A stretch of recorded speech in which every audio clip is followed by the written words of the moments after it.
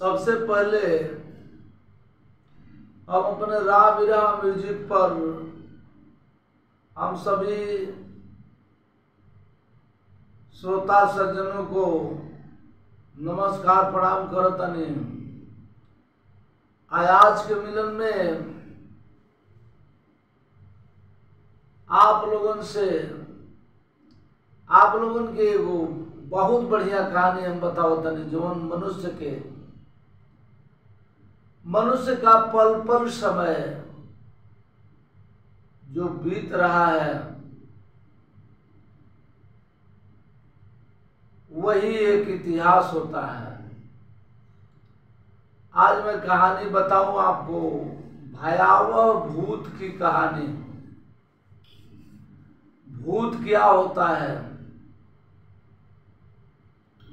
बचपन में मैं अभी 7-8 साल की उम्र का था।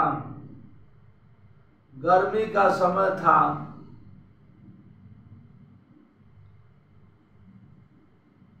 शाम के वक्त मैं अपने माता पिता से बगैर बताए निकल गया शौच करने के लिए। बैठ के शौच कर रहा था अपने घर से दक्षिण साइड में खेत में झाड़ा फिरत रहने। वही समय बहुत भयंकर तूफान आया। उस तूफान में पेड़ पल्लो सब उखाड़ दिया। उसी में हम पानी के तलाश में जाने को दक्षिण साइड तो हवा में चले गए पश्चिम साइड, और आधा किलोमीटर की दूरी पर पहुंचा। पूरा अंधेरा है, भयंकर तूफान है। उसमें उम्र 8 साल की है और धीरे धीरे नाले में पहुंच गया, जहाँ मैं बकैया होकर के हाथ से टो रहा था तो मट्टी नजर आई। किसी तरह से बगल में पानी था। अपना जो लैट्रिन किया था उसको साफ किया, साफ कर लिया। उसके बाद फिर किसी तरीके से उत्तर साइड को मुड़ा। मुझे आभास हो गया ये तो मुझे घर जाना चाहिए। अब मैं चला आया अपने घर से पश्चिम साइड जा रहा हूँ, और ये तो झारखंडी चौहान के घर के दक्षिण साइड है। यहाँ बहुत भूत रहता है लोग, ऐसा न हो यही में दाब के मुँह आए थे भूत कुल। केहू तरे घरे पहुंचली। तो ये मनुष्य की जीवन लीला है। घर पहुंचा तब तक उजाला हो गया। फिर मैं बचपन से ही चंचल किस्म का बच्चा था, किसी के कंट्रोल में नहीं रहता था। अब चवटा बिछाया हुआ है गेहूं का, दौरी भरे पहले बैल से होके, जंघिया बनियान पहन के सुतलली चवटा पर। तब तक नुरुल्लापुर गांव में एक सलाबी यादव मास्टर थे। उनके यहाँ बेचन राजभर और सुलेमान आजाद का बिरहा था। उस समय स्वर्गीय बेचन भैया का आवाज इतना बुलंद रहल कि हमें लगा कि बस बगल में ही बोल रहे हैं, बिरहा हो रहा है। पहली बार मैं बेचन का बिरहा सुना था। उम्र यही 7-8 साल। अब चौटा पर से मैं चौंक के उठा और फिर पश्चिम साइड पकड़ा। किसी से बताया नहीं। नाले के किनारे किनारे मेड़ पकड़ करके भागते जा रहा है, भागते जा रहा है। अब पहुंच जाएंगे, अब पहुंच जाएंगे। करते करते 3 किलोमीटर की दूरी पर मुल्लापुर गांव है, वहां मैंने पहुंचा। फिर रात भर बिरहा सुना। इधर से तो डर नहीं लगा, लेकिन जब उधर से लौटे तो एक जगह थोड़ा सा हमको डर महसूस हुआ। आगे एक कुतिया थी, तो हमको लोग कहते थे कि एक झूरी झूरी चमार थे, उनके घर में मेघिया नाम की एक कुतिया थी, मेघिया। तो हमें डर हो गया कि वही मेघिया है। वो तो घगोट के सबको काट लेती है। बच्चे थे, वही उम्र था। तो मेघिया कुत्ती के नाम से हम वही नजर आई कि वही आगे आगे जा रही, फिर दाहिने साइड जा रही, फिर बाएं साइड जा रही है। तो मैं थोड़ा डर गया कि वही मेघिया लगती है। ये तो जब मैं दाएं बाएं चाहे किसी भी साइड मुड़ेगा तो मेघिया हमको काट लेगी। घर पे आए, बीमार पड़ गए। हमारे गुरु है श्री सुभाष यादव मास्टर साहब, वो हमको पढ़ाए हैं और बचपन में वही हमें खड़ा कराते थे, कहते थे कि जरा एक गाना गाओ, कुछ गाओ। उन्हीं के घर में एक साधु बाबा थे, बहुत निर्छली थे, माचा बना करके रहते थे। उनके रिलेशन के कोई थे, शादी विवाह नहीं किए थे। तो जब हमें कुछ होता था तो उन्हीं को बुलाया जाता था। तो उस बार मैं बीमार पड़ा, तो मेरे पिताजी उनको बुला के लाए, तो झाड़े फूके मैं ठीक हो गया। फिर मैं बताया ना कि चंचल किस्म का दिमाग था, हमेशा उड़ता रहता था। फिर मिडल में मैं पढ़ने गया, प्राइमरी के बाद। तो कक्षा 7 में पढ़ रहा था, तो घर पे नहीं रहता था, गांव में लड़कों के साथ, बुड्ढों के साथ घूमता था, बैठता था, उसी में पढ़ता था। गुरुम्मा के एक मर्यादपुर के पास गुरुम्मा है, गुरुम्मा गांव के थे। खखनूराम मास्टर, खखनूराम मास्टर साहब कहे कि मैं रात को यहीं टिकता हूँ, जिसको जरूरत हो पढ़ने की तो यहाँ आ सकता है, मैं पढ़ा दूंगा। माघ का महीना है और बहुत कुहेसा ओस पड़ रही है। मैं सोचा कि घर पे तो दीप जलाने का व्यवस्था है नहीं। तो मास्टर साहब कह रहे थे कि हम रात को टिकते हैं, पढ़ा देंगे। तो क्यों नहीं हम स्कूल में चले जाए, रात में जाएंगे वहाँ, वो पढ़ाएंगे, 1-2 को और लेके जाएंगे। इतना भीषण कुहेसा था कि बिल्कुल दिखाई नहीं देता था सामने अगल बगल। फिर भी मैं, एक हमारे भाई थे, उनका दिया हुआ कंबल था, बीएसएफ के जवान थे वो, तो वही कंबल कांध पे लिया और थोड़ा एक टिकासन भर का लाठी लिया और लेकर के अपने गांव, छौनी गांव में पहुंचा। एक भतीजा है गांव का, हमसे उम्र में 1.5 साल बड़ा था। हमसे एक क्लास ऊपर पढ़ता था।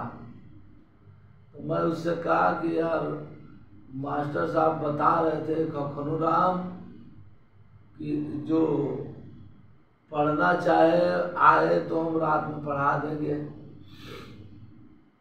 तो चलो ना हम लोग चलते हैं वहीं पढ़ेंगे, पढ़ के आ जाएंगे। तो वो हमजोली था का अलाई पागल है, इतना कुहैसा है, रात है, जाएगा वहाँ, कैसे जाएगा, हम नहीं जाएंगे। तो हम कहे भाई जाओ या न जाओ, मैं तो निकल गया हूँ, मैं जरूर जाएगा। तो उसी के घर से सीधा उत्तर साइड हुआ और टीडी चाचा और निहोर चाचा का जो इस समय पहले मड़ई था उत्तर साइड, अब घर भी बना लिया है लोग, तो वहाँ से आगे बढ़ा और खबर है चक्रोट, वहाँ से सीधा पश्चिम साइड मुड़ा, पश्चिम साइड से फिर हम उत्तर साइड को मुड़े, जहाँ चारों तरफ घनघोर गन्ने की खेती लगी थी और बीच से रास्ता था। और उधर सरजू चाचा और लाला चाचा के गांव के पूरब साइड एक बहुत बड़ा पीपल का पेड़ था, जहाँ के बने स्वर्गीय श्री मुसाफिर यादव मास्टर रहे, उनके घर से पूरब साइड बहुत बड़ा पीपल का पेड़ था। तो हमारे माता पिता गांव के लोग भी बताते थे कि उस पीपल पे बहुत बड़ा भूत रहता है, हमेशा भूत रहते हैं सब, उधर जाना नहीं कभी। तो मैं बोल तो देता था कि नहीं जाएगा, लेकिन फिर चंचल दिमाग था, वो मुझे कंट्रोल नहीं रहने देता था, मेरा वो दिमाग मुझे भाग जाता था। फिर उससे मैं उसी रास्ते को पकड़े जा रहा था, तो फर्स्ट बार हमने भूत का दर्शन किया। ये जस्ट ये रास्ता है, वही से एक घड़रोज के रूप में पूरा भड़ भड़ करके आवाज दिया और पूरब से पश्चिम साइड को भागा। फिर मैं डरा नहीं, फिर आगे बढ़ा, फिर पश्चिम से पूरब को भागा और वो घड़रोज वगैरह कुछ भी नहीं था। तो मैं सोचा कि ये बताते हैं लोग कि वो पिपरा के पेड़वा पर भूतवा रहता, सब उसी में से कोई है ससुरा, भड़बड़ा रहा है। तो उसके बाद मैं आगे बढ़ा, जहाँ अभी रामदेव भैया थे हमारे, मने पिताजी के हिसाब से वो भैया लगते थे। अब उनका नाती है एक जयप्रकाश यादव गायक, उसके गांव से जस्ट अभी दक्षिण साइड खाली में थे, डी बाबा का चौरी है। अब उस चौरी के आगे में देखा तो एक विशाल लंबा शरीर वाला, बड़े बड़े बाल वाला दिखाई दे रहा है। तो मैं कहा कि हे देवाराज, ये ससुरा कब से परेशान करता हमके है, अब का उखाड़ी अब तक गाँव आके। हे भैया, ये हमारे मन में बात उत्पन्न भई। अब वहां से फिर दबाते में चला गया, कहा कि जरूर जाएगा स्कूल में। फिर सुरेंद्र श्रीवास्तव, प्रभुनाथ यादव वाला जो गांव है, प्रभुनाथ पहलवान वाला, उस गांव के दक्षिण साइड एक छोटा सा नाला है और वो नाले के ऊपर आम का पेड़ है बड़ा विशाल, वहां भी हरहराने लगा। हाँ, यहाँ भी भूत लगता है। अब फिर हम आगे पहुंचे। जब आगे पहुंचे तो पहुंचे जब स्कूल पे, तो वहां भी पीपल का पेड़ है, वहां भी हर हर आवाज कर रहा है। और मास्टर साहब कहे तो जरूर थे, लेकिन उस दिन गायब थे, नहीं थे। कोई कारणवश चाहे कोई समस्या बस नहीं रुके, चले गए और मैं तो चला गया। अब सोचने लगा कि ये तो बड़ा अनर्गल हो गया, मैं इतना दूरी चला आया, कुछ भी यहाँ पढ़ने को नहीं मिला। रास्ता में इतना जोखिम समय हमने बिताया है, कहीं इसी तरीके से मेरी हत्या न हो जाए तो साला भूतवा दाब के मुआ न देखो। फिर लौट आया घर पे। उस बार नहीं डरा, और जब नहीं डरा तो मैं उदंड होता गया। इतना उदंड हुआ जिसका हिसाब नहीं। बचपन में मैं जब सोता था, मासूम था, तो अब मैं अपने हृदय की बात बता रहा हूँ। मुर्रा भैंसा पूरा ऊपर उड़ रहा है और फिर लटक रहा है, जैसे मानो मालूम है कि मेरे को मार डालेगा। मैं धीरे धीरे घर के लोगों से बताता था, तो घर के लोग कहते थे कि भाई वो तो सब सपना दिखाई देता है। लेकिन ऐसे हमको सपना महसूस नहीं होता था, हमको यही मालूम पड़ता था कि ये साला मुझे मार डालेगा। जब मैं बड़ा हुआ, 15-16 साल की उम्र का, ताकत तो उतनी नहीं थी, लेकिन हिम्मत इतनी थी कि मैं 1.5 हाथ का बर्छा लेके और पूरी रात भैंसा को खेलता था। 3-3 किलोमीटर खेत के आता था, फिर आता, मारता नहीं था, केवल उसको डराता था। डराते डराते इतनी अगाध हिम्मत हमारे पास हो गई। लोग फिर कहने लगे कि निबिहवा गांव है, निबिहवा, वहाँ बहुत भूत रहता है, वो लड़ जाता है। हम कहे साले 12 बजे रात को मैं निकलेगा, उस निबिहवा पर जाएगा और देखते हैं कि कौन से भूत के गाड़ में ताकत है जो मुझसे लड़ सकता है। हमारे सामने खड़ा हो जाए भूत, मैं उसकी माँ फाड़ दूंगा। यही हिम्मत हो गई, मैं चला जाता था उधर से धीरे धीरे धीरे धीरे धीरे धीरे धीरे धीरे, लेकिन वो कुतिया कभी हमारा साथ नहीं छोड़ी। मैं मजबूर हो गया, जाता रहता था, आगे कुतिया है। अब वो कुतिया अंड बंड कुछ भी गाली गलौज ज्यादा मेरे परिवार को, मेरे माता पिता को गाली देती थी। और जब मैं उसके तरफ ध्यान देता था तो वो कुतिया के रूप में हो जाती थी। तो मैं क्या है, कुछ समझ में नहीं आ रहा। ध्यान पे चढ़ते चढ़ते तो मुझे याद पड़ा, ये काशीदास बाबा का पूजा चढ़ता है। तो काशीदास बाबा के पूजा में हमारे पिताजी एक परई चढ़ाते थे शक्कर पे। एक परई में शक्कर रहता था। उस देखिए, ये सबके घर में कुछ न कुछ पूज्यमान लोग होते हैं। 16 बीघे का कुड़ार हमारे पूर्वज लोग एक निर्जन में कोड़ के रोक के छेक के रह गए थे। तो वहाँ वो बाहरी अवघड़िन भैरवी जिसको बोला जाता है, तो वो उसको पूजते थे लोग। लेकिन सीधे साधे थे लोग। क्या, बरगद का पेड़ था तो उस परैया में थोड़ा सा शक्कर रख देते, भेली, और थोड़ा सा दूध गिरा देते थे और कहते थे कि ले जाओ बाबू, वो बरगदवा के पेड़वा पर सबसे पहले उसको दे आओ। तो हम कहे कि कौन है?